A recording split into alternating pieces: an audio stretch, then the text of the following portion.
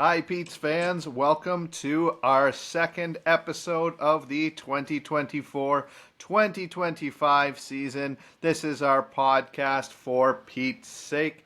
I am your co-host, Josh Reeser.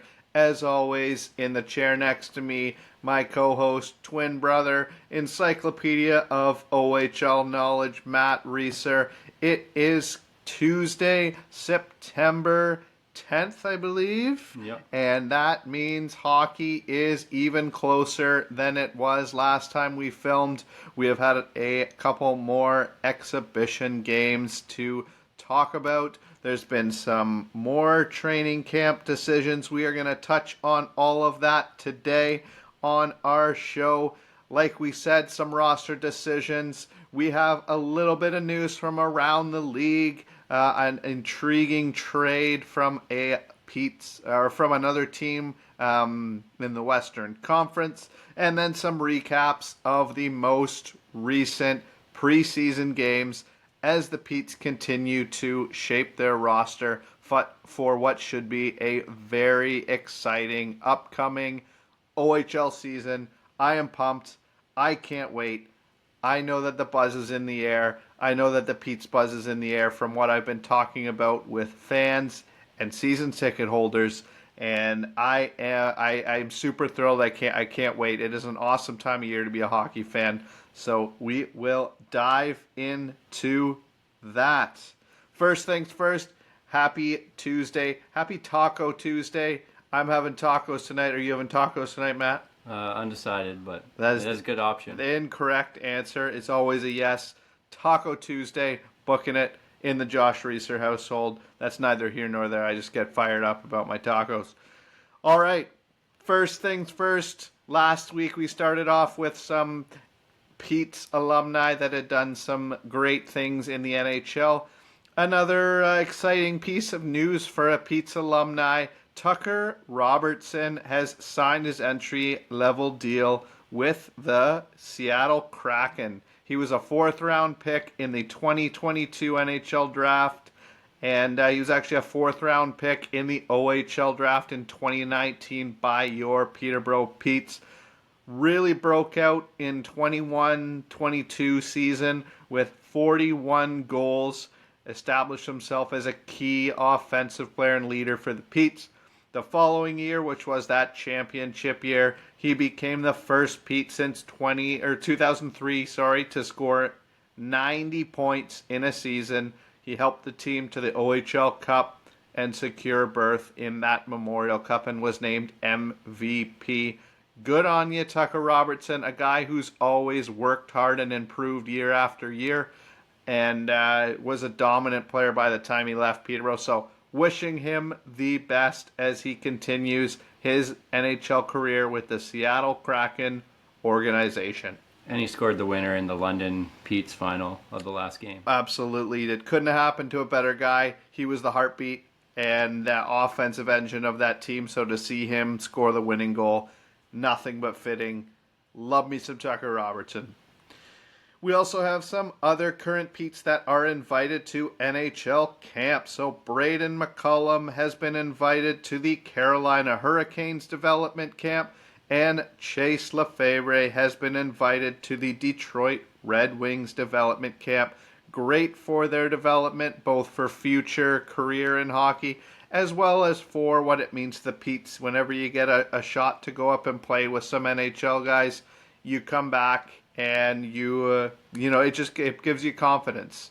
It's a really high level game up there, and you get some good practice time in with some great prospects and some great pros, and you learn a lot from some really class organizations like the Hurricanes and the Red Wings. So wishing both of those guys the best. Maybe selfishly, not too much of the best, because I would love to have them back here in Peterborough. But I can't. We want to see them. We wishing them all the luck as they head out to those development camps in the next coming weeks. Some recent roster decisions for the Petes. Francis Parrish has signed his OHL scholarship and development contract. Originally, he was an 11th round pick, 213th overall in 2023. Ben Sherwood was reassigned by the Peterborough Petes prior to that Guelph Storm preseason game. So the roster currently sits at 16 forwards, 11 defensemen, and 5 goaltenders as they continue their preseason games, practices, and overall training camp. Yeah, We are getting there. It's getting there. It's hard too because a lot of guys have come in and impressed Absolutely. at camp and during the games, and they're noticeable. Yeah. And none of these decisions are easy. No. I'm glad I'm not making them. Yeah. And we did go over some camp stuff, and there's tons of past Petes that are going to camps. The team that won that championship, like a lot of guys on that roster are heading to camps. McCoy's going to Pittsburgh. Yeah. Lockhart's going to Carolina's camp. We know Ottman was drafted, and he actually played a game with the Rangers. Stillman Yep. is going to a camp. Yep. Gavin White's going to a camp. Absolutely. Hayes, McCoy, Yep. Connor Smith. Yep. There's just tons of how strong that team was. Yeah. All those players getting invites, and rightly so. And we wish them the best, and we hope they have great training camps and can crack the roster for those teams. For sure. Absolutely. And hopefully Smith isn't playing for Owen Sound and doesn't hit some of our forwards. Yeah, I know. I can't imagine coming down on Connor Smith and being like knowing he's going to finish the check on you, and you have to just take the check to make the play. I don't know. Yeah. I might just quit hockey at that point and go be a soccer player or something. Yeah, that's terrifying. Thought of that. Yeah. Anyways. There was a big trade around the league, not in terms of veteran players, but it's a team taking a chance on a guy that may or may not commit to an OHL team. Mm-hmm. So Adam Valentini, he was projected to be a top 1 or 2 pick like all last year. I saw him as high as first. I saw him as low as like 5th. Like he was a top 5 prospect in this past OHL draft. And if you look at his stats last year, like 52 goals, 82 assists, 134 points in 57 games. Mm-hmm. Tremendous prospect. Fell to 13th overall in the draft to the Brampton Steelheads, who were formerly the Mississauga Steelheads. And they decided to trade his rights to Kitchener for a 15th round pick and then conditional picks if he reports a 2nd, 3rd, and 4th in 2028. So I think it's a great move by Kitchener, to be honest, because if you can convince him to come to your team, you get a top prospect and a guy that for basically a 15th round pick if he doesn't come. Right. So I like the initiative they've taken here. I'm curious how this will play out because he's committed to the Chicago Steel of the United States Hockey League. Yep. And he plans to go there. So we'll see what happens, but it's just something to keep our eyes on and see if he resurfaces. Yeah. But if he did resurface now, he's got his rights are with Kitchener. Gotcha. Which... Yeah, I agree. I think it can be a very high reward, low risk move. Yeah. I always wonder in these situations if there's something behind the scenes where he said I'll report to you guys, but I won't report to the Steelheads. But if you traded for me, I'd reconsider. Yeah. Which again is that's just me speculating. I have no information that happened. Yeah. I imagine it does happen in some shapes or forms around the league. I'm not naive to think it doesn't. Yeah. So I always wonder if there was any behind the scenes stuff. But it'll be interesting, like you said, to keep our eye on that because that's potentially a very highly touted prospect going to a team for for a pretty decent trade. It could be a very big win for Kitchener. Yeah. The only thing that I find weird about the trade, I think the Steelheads have a chance to be really good this year, potentially win the East. Right. And if he wanted a chance at an OHL championship, the Steelheads grabbed the best player from Kitchener with all those draft picks, Carson Rencroft. They've got Martone coming back. They've got a decent chance to make a run this year if everything goes their way. We're saying on paper they're good. Right. If it goes their way, they could they could probably win the East. Yeah. Based on paper right now. Yeah. And so if he decided that he wants to go to Kitchener over the Steelheads, in my opinion, this year it would be more beneficial to stay with the Steelheads because you've got a shot at being going on a run. Yeah, going on a run and getting noticed. Absolutely. Yeah. That's all I'm saying. Yeah, for sure. For sure. But anyway, we've got some Pete's news because this is about the Petes. We just want to fill you in there. Yep. They did have 2 more preseason games. Started with a Friday night game down in Guelph. The Petes ended up skating away with a 4-3 shootout win in that one. Mm-hmm. You're starting to see more of a returning player lineup, more veteran players in the lineup in this game. So you saw Paja get in there, and Mali was in the lineup. All their big guys were really playing in this one. Carson Cameron was back in. Mm-hmm. So maybe they're starting to, Stützke playing the entire Stützke game. Played. So you're kind of starting to see the main roster guys kind of getting their repetitions back. Mm-hmm. Stützke made 33 saves in this one out on 36 shots. So the normal Stützke making saves, looking composed in the net. They only took 2 penalties in the entire game, which I thought was a good sign. And they had 5 power plays. So they were more disciplined in this one. They actually scored 2 power play goals, which is great because that's what we said last week as one of our key things for this year is the power play kind of making the other teams a little bit more nervous. Mm-hmm. And you can see their power play is a little more dangerous, a little more dynamic this year so far. I know Absolutely. It's the preseason, but it's showing good signs. For sure. And then Lefebvre scored in this one, continues to tear. Yeah. Fitzgerald got his first as a Pete in an exhibition game, which was nice to see. And then Carson Cameron scored. And he looks like he's going to be a big part of this team like he was last year. Absolutely. And then Mali had 2 assists. Aiden Young's playmaking has really stood out. And then him and Taylor both scored in the shootout, which was encouraging. Again, you're 2 for 3 in the shootout. It looks like right now that Caden Taylor's been pretty automatic in shootouts. I know he's an offensively gifted player and a young guy that's got confidence to try stuff. I don't know, has he missed one yet this preseason or training camp? No. I think they put him out there and he's done pretty well. So I think in the event that they go to shootouts, I think he's a guy they've tabbed as a shootout specialist, which is an important role these days. The shootout plays a big role in getting those extra points. So and I think Aiden Young will be in that too because he scores a lot on the shootouts too. So I like those facts about this game. They got outshot 36-35, which isn't terrible. Nope. The last period, Guelph really came on and Stützke kept them in it. But overall, it's a win. Guelph, they have a hard time winning there. Like previously, I think they lost their last 5 meetings there. So they went into a visiting rink and they played, I thought, a very good road game. So a lot to be encouraged by. Absolutely. Absolutely. And then, of course, the Petes also played one of their games in what we'll call a small town rink. They played it was Norwood's Arena against the Sudbury Wolves. That was a Sunday game at 3 o'clock. Unfortunately, the Petes came on the losing side of that one. 7-4 was the final score in favor of those Sudbury Wolves. Zach Bowen got the start in this one. He looked pretty comfortable.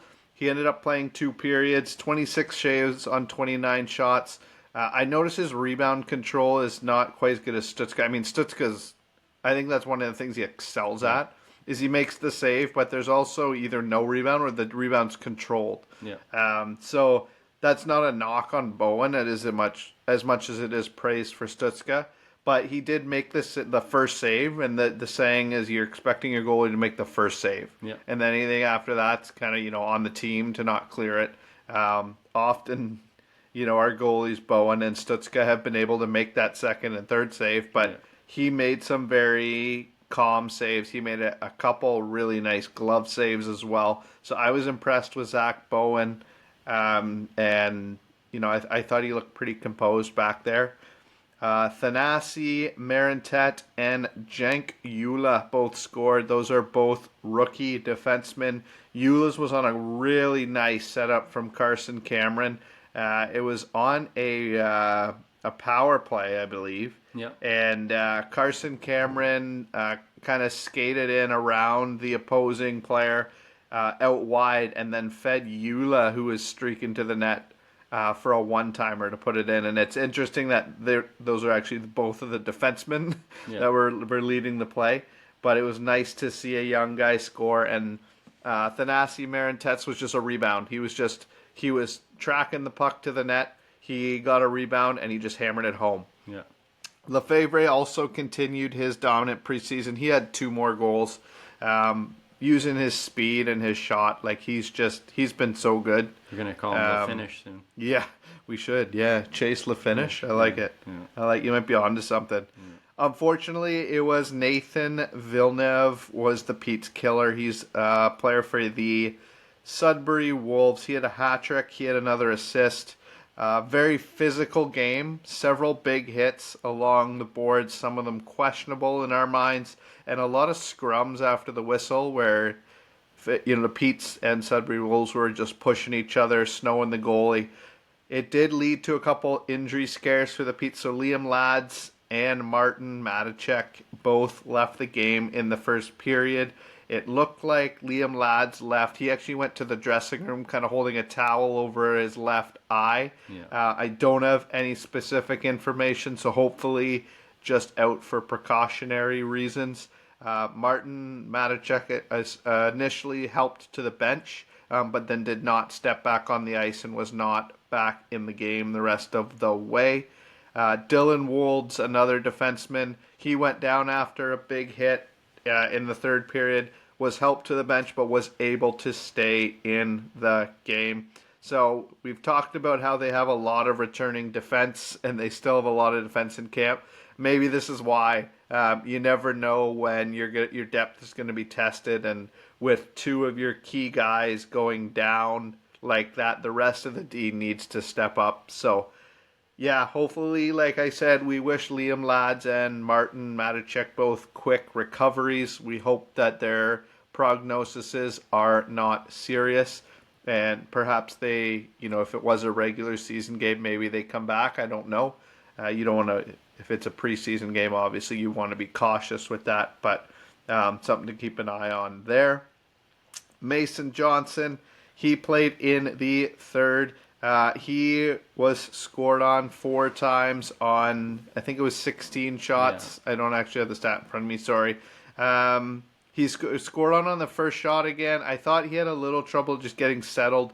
None of the goals were really like super his fault. It kind of just happened fast. A couple breakdowns where players got in alone on him or, odd man rushes. So kind of a tough one in that he never really had that chance to just make a save and get settled, I thought.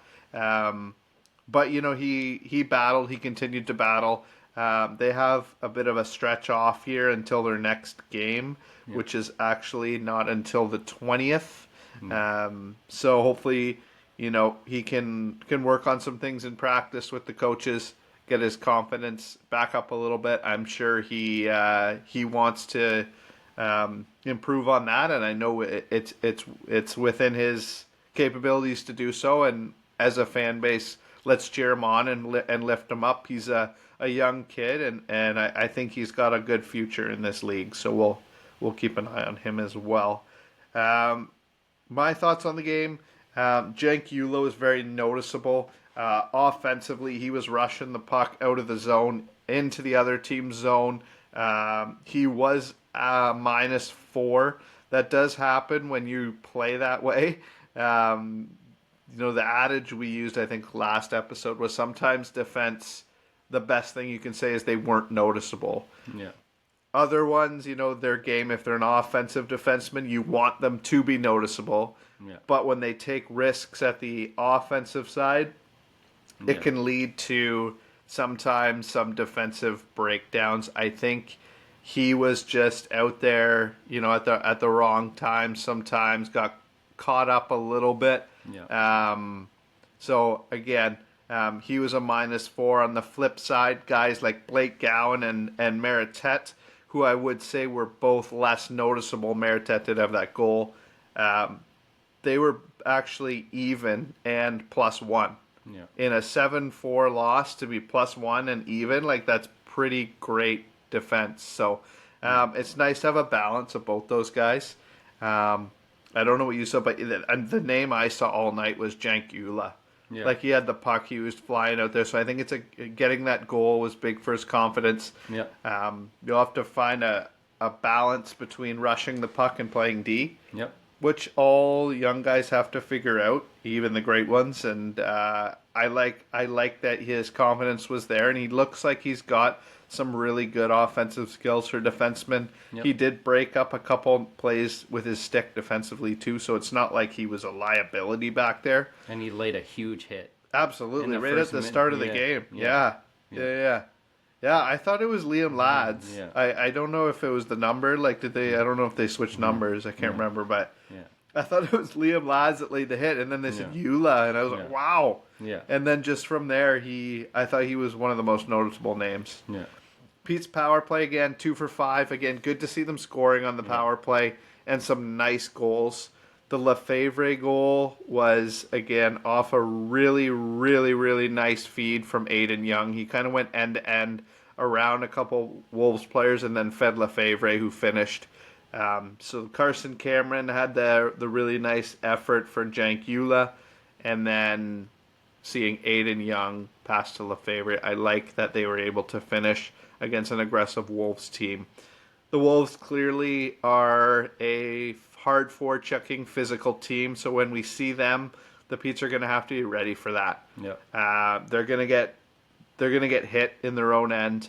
A guy like McCullum wasn't playing in this game, but I could Strohack. see him. Yeah, Strohack. You might throw Valeris in on the back end. Exactly. Yeah, we have some guys that won't shy away from that. I know the tough brand of hockey that the Petes can play, and so I think we'll be fine. It's just something that it's been the mantra of the Wolves for years, and Yeah. Scott Barney's come in and hasn't changed it. You know, if anything, it was even more up tempo. Yeah. So it'll be interesting to watch these guys play in the regular season, and an entertaining game for all those fans in Norwood. Thanks to everyone who came out. A couple of quick notes from training camp that I just wanted to kind of go back and forth with you quickly, Matt. Yeah. So Lefebvre continues his strong camp, 7 points. 6 goals. 6 goals. I mean, he's flying out Yeah. there. He looks fast. Yeah. He's been playing every game. Are you reading anything into that? Do you think they asked him how many games he wants to play? Like, obviously, again, no insider information. Yeah. How are you reading into that? Like, being a overage player that's been put into every game so far. Yeah. I think he's just wants to be ready for camp, like Detroit camp. And I read an article where Pete's told them to work on certain things in the summer, like every player. Yeah. And he's really taken that to heart. Yeah. And I think that Pete's coaches wanted to see what he could do with the input they gave him. And one was like generating more speed off the rush, which you can see, and going to the net and finishing, which you can see. Oh, yeah. So I think he's come in with the right attitude, and he's done nothing but impress so far. Absolutely. And I really liked his game before this year. So he's only going to get better with more experience. Yeah, he has all that speed. It's the game has become about speed. Yeah. And he's got it. Like, he's got good size too, but he's got the speed that will just create multiple opportunities a game. He's like an Avon, but bigger. Yeah, and so it leads to a lot of chances for him, and he's starting to finish them very well. And then it also leads to some of those. It leads to some of those assists where he can't quite finish, but someone follows him up and taps it in, like Or penalties. So yeah, I project a big year from him just because I think he'll get a lot of those speed-induced points, if that makes sense. Where just because he's fast, the puck ends up either in the net off his stick or off someone else, off a play he created. Yeah. So I've been nothing but impressed. He looked great. Yeah. The only thing with him I've noticed over last year, and I'm curious this year, is he was very streaky last year. Right. He'd go on stretches where he'd score like every game for like 5 or 6 games, and then he wouldn't score for like 5. So it was like kind of a here or there, which is fine. I think he will learn that as he gets better, kind of where to pick his spots. Yeah. Because he was one of the highest shooters of shots in the league last year. Yeah. So it will be just, I'm excited to see what he can do. Absolutely. Your thoughts on, there's a lot of young guys we can go through. Let's just say quickly on the 2 top picks, Colin Fitzgerald, Blake Gowan. I like Colin Fitzgerald's game a lot. Yeah. Scored a goal in the Guelph game. I thought he was really good on face-offs and in the right position in the Sudbury game. And he was actually, I think he was positive as well. I think he was +1 in a 7-4, which just shows you he's a smart player. I think Rob Wilson's going to love that. And I think he can finish. He wants the puck. He doesn't look intimidated.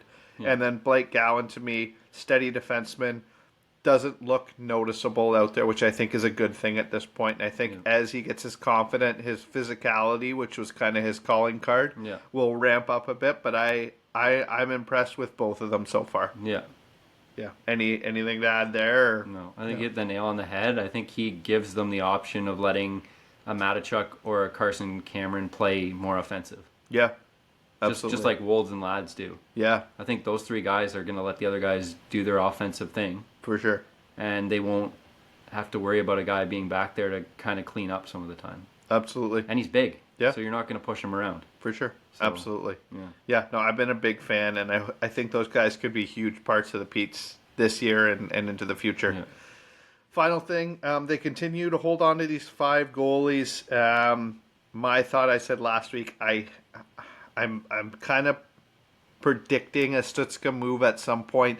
Kills me to say it. I just think, where the Petes are at this term in the rebuild, it makes sense for Stützle to go to a contender. I'd hate that because I'm not wishing him gone. If he sticks around for this year, I'm ecstatic because he is absolutely so fun to watch and he steals games for you.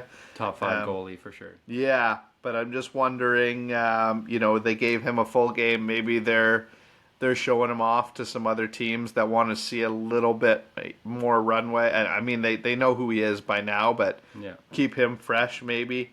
I haven't seen much of McIntyre, Easton Rye, or Matthew Jenkin. Again, no insider information. You reading anything into that, or is it just we know who those guys are? Easton Rye's one. I think maybe.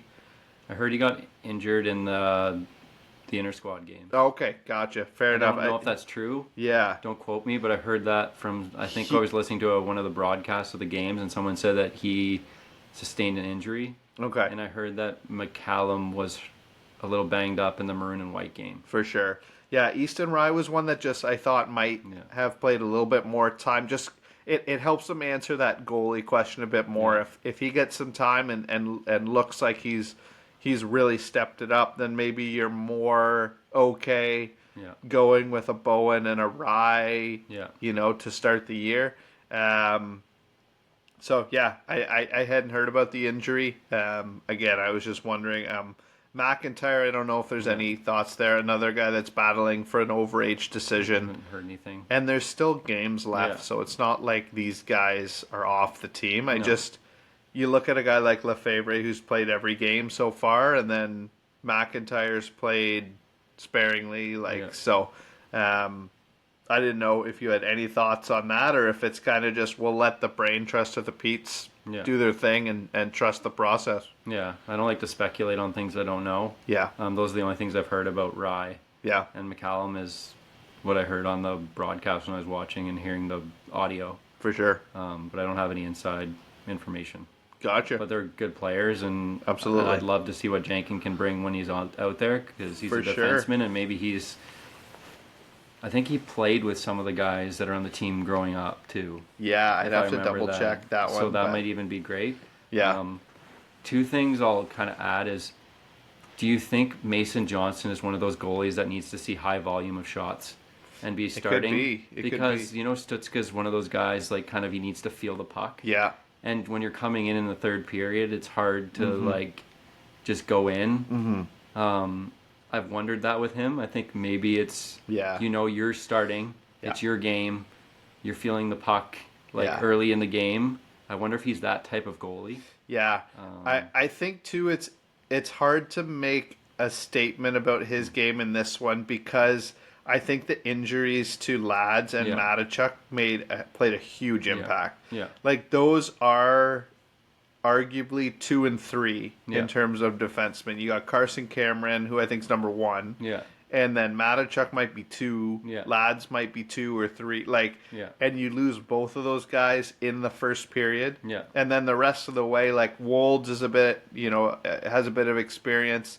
But then you're counting on Gowan, Marintet, Eula to play big minutes right off the bat. So that, and to play kind of shorthanded for the rest of the game. So I think that did factor into some of the chances Johnson said. But you could be right. Goalies do like to feel that puck. And I just thought he didn't get into quite a groove. But that's a good point. I think he's a great prospect. Absolutely. I think he'll be like when they're up and competing. I think he'll be one of the goalies. I think he's a big part of the Pete's future. I agree. Yep, absolutely. Yeah, absolutely. I think one thing to close on unrelated to the OHL is just the tragedy with the Goudreau brothers. Yeah. It was a sad story to hear about, but you can feel his impact in the OHL. Tons of teams now have a guy that's smaller, that's playing impactful minutes on an OHL team because a guy like Goudreau paved the way for smaller guys to come in and make that difference and then go to the NHL and prove that he could play with the bigger guys. Yeah. So I think his impact is felt that way. And you can just tell that he was both of them were genuine guys. And so we just wanted to say that it's a sad story and we were hoping the best for that family. Yeah. One of those times where you realize like life is so much bigger than just hockey and it's such tragic news, and the more you hear about it, the sadder the story gets with the wedding that weekend and young kids in the family and so the outreach has been very strong from NHL teams, from OHL teams, from other sports leagues like even the MLB, NFL. So I mean, we're praying for healing for those families, and I can't imagine what they're going through. Well, before we go, I wanted to do a quick thing. I always introduce Matt the same way. Encyclopedia of OHL Knowledge. I want you to play a game of Name That Pete. Okay. I'm going to give you some clues. Yeah. Each one's going to get, shed a little bit more light. I want to see how many clues you need before you can name that Pete. Okay. I'm putting you on the spot here. Matt did not know this was coming. Yeah. So a fun little game. Maybe we'll continue this in future weeks. And so I'll start with the first clue, and you can take a guess each time, or you can say I need another clue. Yeah. So first clue: I was born in 2004 in Kapuskasing, Ontario. Kapuskasing, Ontario. Interesting. I don't know. Don't know? Another clue? Yeah. All right. I was the Peterborough Petes 15th round selection in 2020. 2020. Okay. 15th round selection. So would that be Page? That's a good guess. Not Page. Page. His 15th round pick. Favorite was not 15th. Don't believe.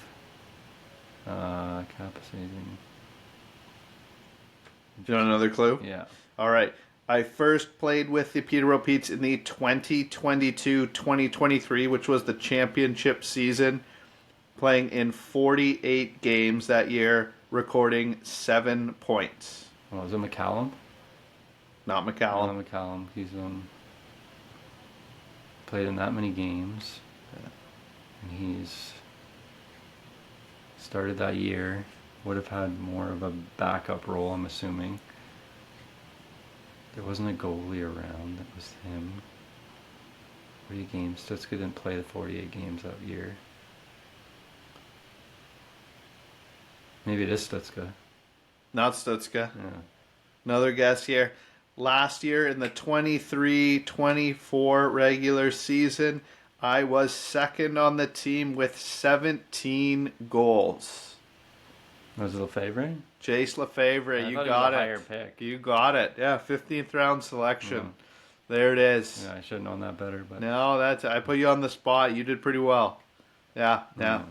Yeah, you were thinking Kincardine is where Page is from, but it's Kapuskasing for Chase Lefebvre. Yeah. So we'll see as we go on. Maybe I'll quiz you every now and then, see if you can name that Pete. Matt is a Pete's fiend, as we know. But yeah, well, anyways, that's all we got for today. We will have this episode posted weekly on Wednesday, and then another one the following Wednesday as we gear up to get ready for the regular season, which is ever approaching. We hope you have a fantastic day today and the rest of the week as September rolls on. Thank you for tuning in. Thank you for everyone who reached out in comments to the show. We always encourage you to do so. You can find us on Facebook, on our Facebook page. You can find us on Spotify and on YouTube. The links are on our Facebook page as well. And you can always get some info from us and see some posts on Instagram as well at for PTB Pete's sake. Thank you all again for listening. It is an absolute pleasure to talk the Petes to all you guys. Thank you. And as always, go Petes, go!